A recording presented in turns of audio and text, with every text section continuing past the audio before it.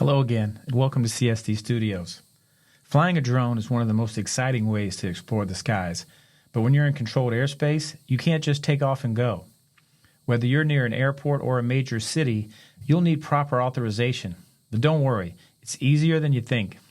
In this video, I'm going to break down when and why you need authorization, the types of approvals available, and how to request them using apps like Autopylot.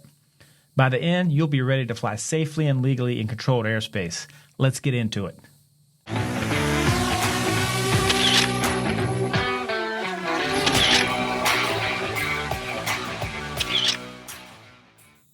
Controlled airspace exists to manage the safety of all aircraft, especially around busy areas like airports. Without the proper coordination, drones could end up in the same airspace as manned planes, creating a serious hazard. That's why drone pilots need permission to operate in controlled airspace. The FAA, Federal Aviation Administration, is responsible for regulating the airspace in the U.S. If you're flying in or near restricted zones like Class B, C, D, or even some Class E airspaces, you'll need authorization to ensure your flight doesn't interfere with other aircraft. Class B, C, and D airspaces are typically found around airports, whether it's a small regional hub or a major international airport. But did you know that some Class E airspace also requires authorization?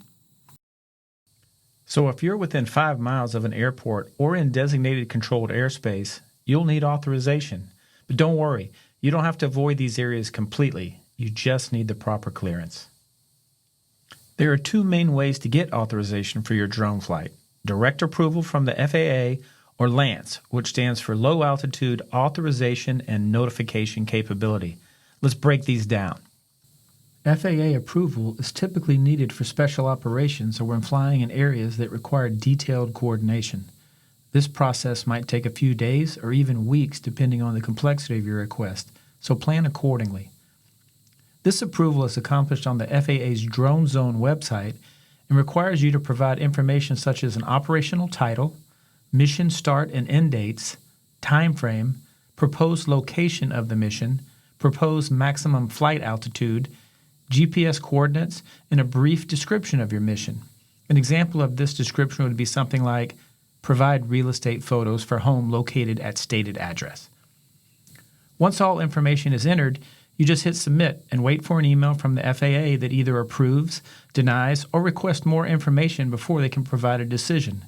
It's a pretty simple and straightforward process. For most drone pilots, the LAANC system works just fine.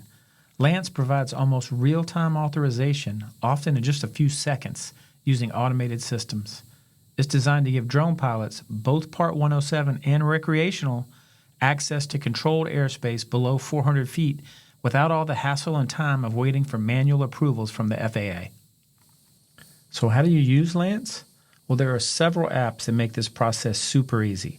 Popular ones include AirMap, Flight Ready, and my go-to flight planning app, Autopylot. All of these allow you to check airspace restrictions, submit your flight plans, and get automatic approvals for many controlled airspaces. Let's walk through a LAANC approval request using Autopylot. We'll click on the Autopylot app.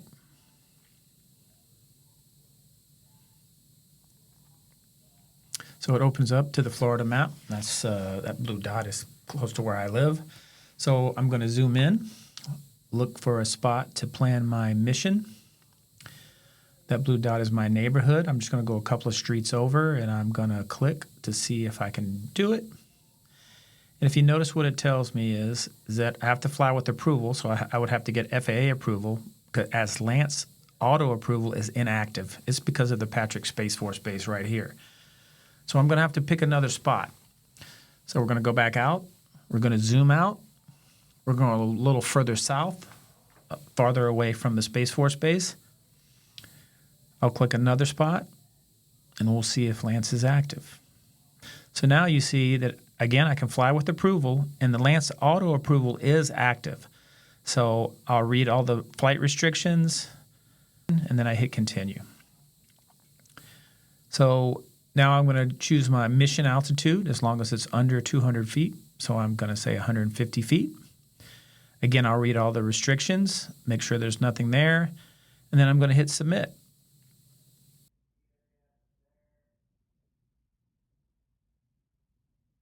And you see in just a few seconds, it's given me the mission authorized and the request was approved by the FAA. That's it. Now I can fly legally as long as I obey all other rules and adhere to any flight restrictions. Now there are some exceptions. If you're flying in more complex or sensitive areas, like near military bases, or if you need to fly at night or over people, you may need special waivers or a more advanced approval. These can still be handled through the FAA's Drone Zone portal, but those might take a bit more time.